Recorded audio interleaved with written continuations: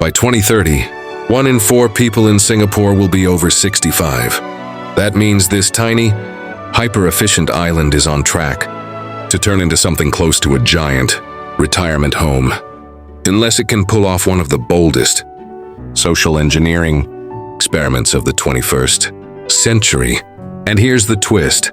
The way Singapore is tackling aging right now might become the blueprint every developed country ends up copying. The slow-motion crisis nobody can escape. Aging isn't loud, doesn't hit like a recession or a war or a natural disaster. It creeps, quietly, slowly, predictably, and that's what makes it so dangerous. Every year, a country gets just a little older, a little smaller, a little more strained, until one day the system just can't carry the weight anymore. Singapore is watching this global trend unfold in real time. Its fertility rate has collapsed to around 1.05, far below the 2.1 needed to replace the population. At that level, you're not just shrinking, you're compressing. You end up with fewer babies, fewer young adults, fewer workers, and eventually, fewer taxpayers. And all of that is happening while people are living longer than ever. It's a demographic double punch. You can already see the early warning signs.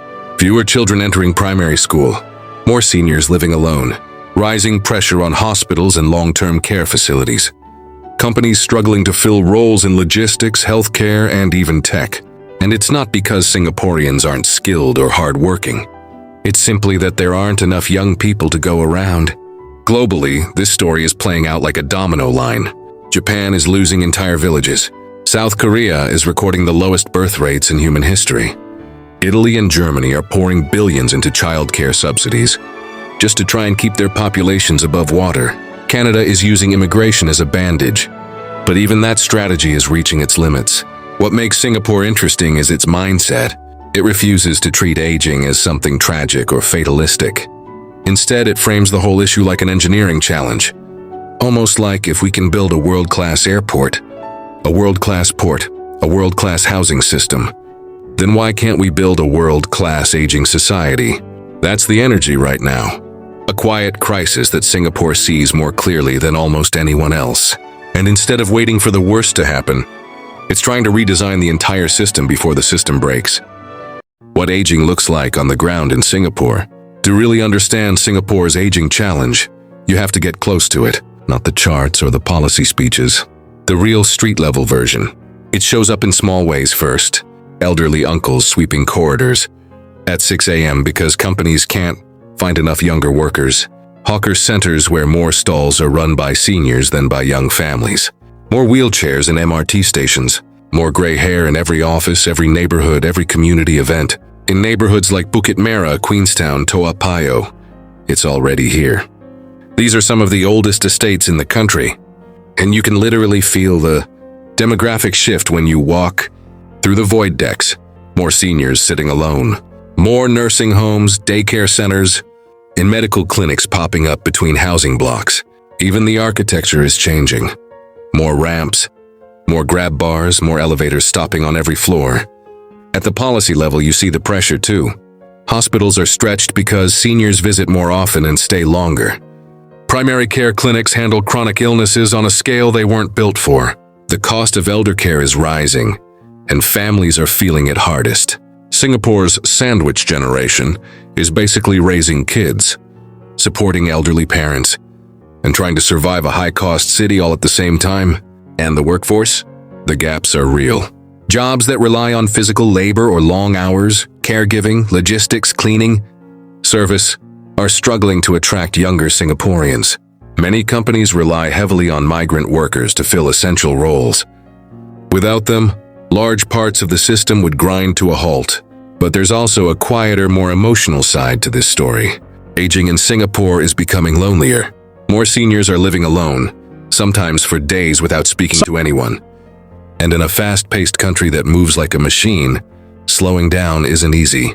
The system wasn't built for a society where the elderly might outnumber the young. This is the human reality Singapore is trying to redesign from the ground up. The aging crisis is not abstract. It's happening in the commute, the workplace, the hospital, the home, and soon, the entire social fabric.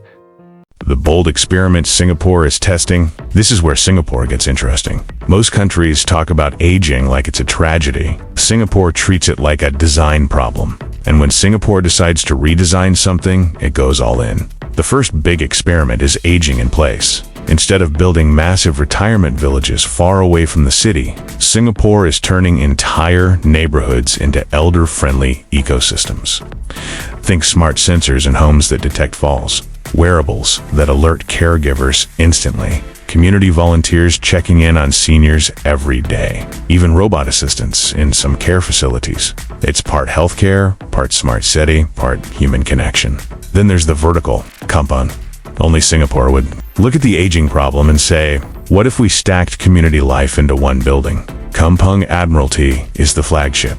You've got a hawker center, a medical center, elder care services, childcare, gardens, and housing, all in one integrated structure.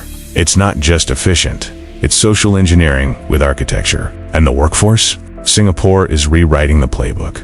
Instead of pushing older workers out, it's raising the retirement and re-employment ages. Companies are redesigning roles so seniors can work comfortably. Training programs for mid-career workers are becoming the norm, not the exception.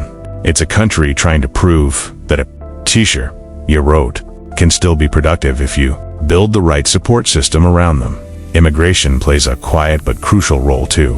Singapore uses it like a pressure valve, letting in workers to keep the economy moving without overwhelming social cohesion. It's a delicate balance, but it keeps the country from hitting the labor wall that many Western nations are already facing. And then there's community life, wellness hubs, active aging centers, intergenerational programs that pair kids with seniors, even new playgrounds and parks designed so older people can exercise safely. The idea is simple. If you want people to age well, you need to build a society where getting older isn't a burden. It's just another stage of life. What Singapore is doing right now isn't random policy. It's a massive coordinated experiment, redesigning housing, healthcare, work, immigration, technology, and community all at the same time. If it works, it could become the world's first truly age-proof society. And that's why everyone is paying attention. What the rest of the world can learn. When you zoom out, Singapore starts to look less like a tiny island and more like a stress test for the entire developed world. Countries in Europe, North America, and East Asia are all aging. The difference is that Singapore is actually trying things most governments don't have the discipline, political stability, or social trust to attempt. Take healthcare. In countries like the US or Canada, the system is fragmented, expensive, and reactive. Aging populations hit them like a tidal wave because services aren't centralized and data isn't shared. In Singapore, the state can redesign entire care networks, restructure subsidies, and move hospitals, clinics, and community centers like puzzle pieces. It's coordinated aging management instead of crisis management. Housing is another one. Try telling a city in Italy or Germany that you're going to rebuild entire neighborhoods to make them elder-friendly. It would take decades of debates, lawsuits, political battles, and funding fights. Singapore just does it. When Kampung Admiralty opened, urban planners from Japan, Denmark, Australia, and South Korea literally flew in to study the design. Its architecture as population strategy. Work and retirement? Same deal. Many Western countries still treat aging as the end of productivity, but Singapore is pushing a different narrative. Older workers can stay active if businesses adapt roles, provide training, and stop pretending that productivity belongs only to the young. You don't see that mindset in most aging societies. And then there's immigration. Places like the US and Canada rely on immigration to sustain population growth, but their systems are messy and politically volatile. Europe is even more divided. Singapore uses immigration like a calibrated tool, carefully, strategically, and with constant adjustments to maintain economic stability without fueling social fragmentation.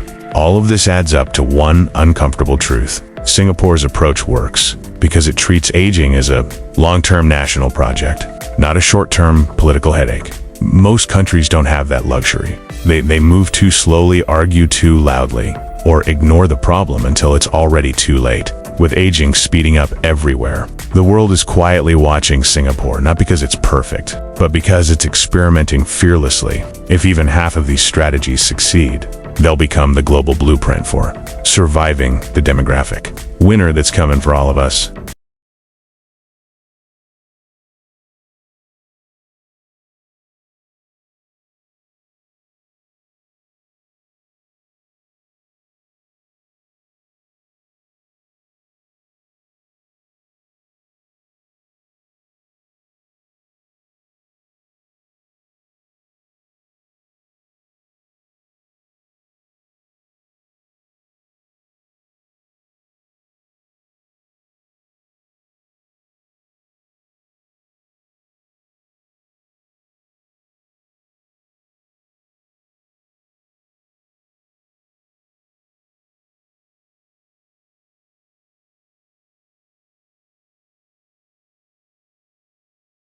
The global future nobody wants to admit. Here's the uncomfortable truth. Almost every developed society is heading toward a future where there simply aren't enough young people to keep the machine running. Birth rates are falling faster than governments can react. People are living longer, needing more care for more years. And the economic engine that powered the last century is quietly slowing down. This isn't a seasonal trend. It's structural, permanent. Once a population collapses below replacement level for long enough, it almost never bounces back. Japan has been trying for 30 years. South Korea is pouring billions into subsidies. Europe is struggling to integrate migrants fast enough. Canada's immigration system is overwhelmed. The United States is buying time but not solving the root problem.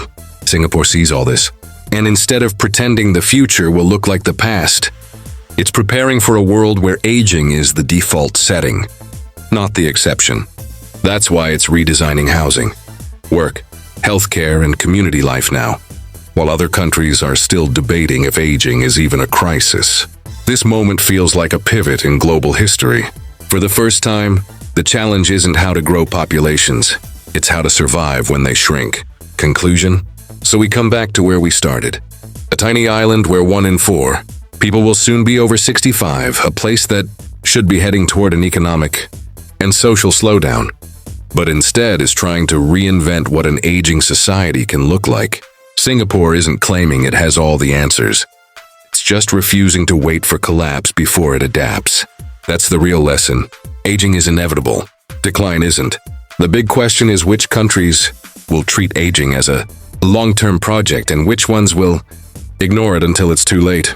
And if Singapore pulls this off, it won't just save itself. It could give the world a roadmap for surviving one of the biggest demographic shifts of the century.